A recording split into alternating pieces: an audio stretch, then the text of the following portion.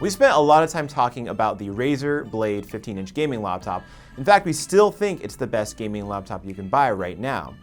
But what about the Razer Blade Stealth? It's always been kind of a weird product in Razer's lineup because it doesn't have a discrete GPU. But this time around, Razer has brought a brand new Razer Blade Stealth, and this time you can actually play games even in this small, compact form factor.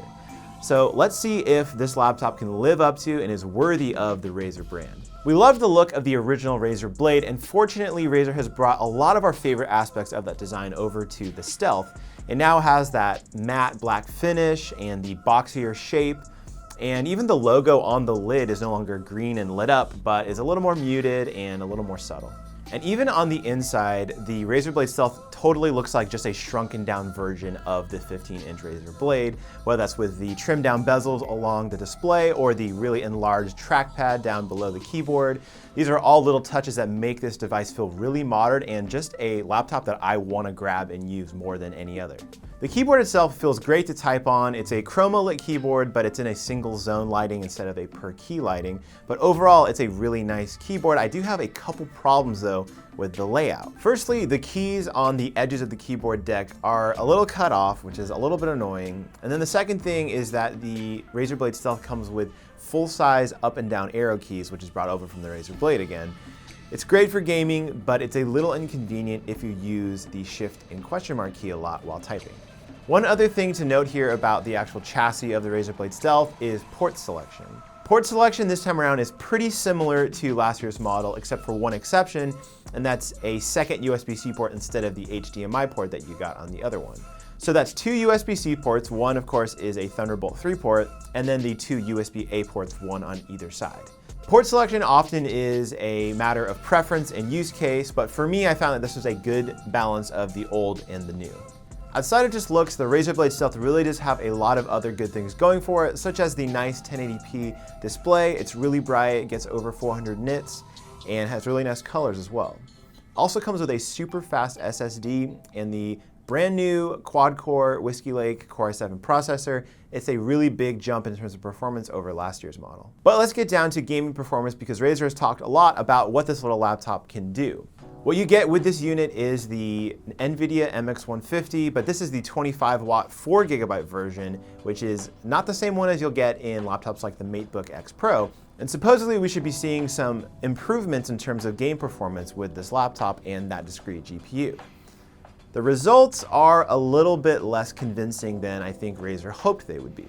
It is slightly better than the lower powered MX150, but it's nowhere near what you would need to power full 3D modern games with settings turned up. That doesn't mean you can't game at all though, as long as again that you remember that you're gonna have to play with the settings a little bit depending on the game you're playing. For example, we were able to get over 30 frames per second in Fortnite and Civilization 6, but with settings turned down to medium. That's even harder in a game like Battlefield 1 or other first-person shooters, where it's basically not playable unless you turn the screen resolution down, which nobody wants to do that. The one game where we did see some decent performance was in Rocket League, where we got over 60 frames per second. So if a game like that is the kind of thing you're interested in playing, this version of the MX150 will do you really well.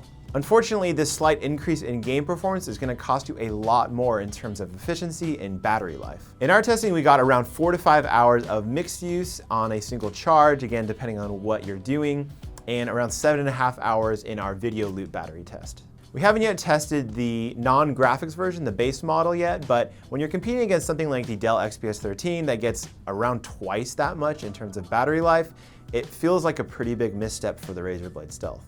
Speaking of that base model, it starts at $1,400 and that comes with 8 GB of RAM and 256 GB of storage. That's not a horrible price. It's kind of in line with what Razer has done in the past. It's definitely a couple $100 more than what you see in competitive laptops, but again, that's Razer.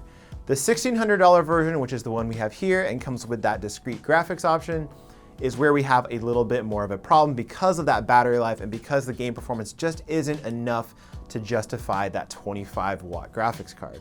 In fact, if you're interested in playing games on a thin and light laptop, we'd even just recommend the base model of the 15-inch Razer Blade because it costs the same amount and actually gives you a graphics card that can run the games that you want to play. If you're just interested in a really solid, well-built, and beautiful laptop, we can recommend the Razer Blade Stealth. Again, as long as you stick with that base model.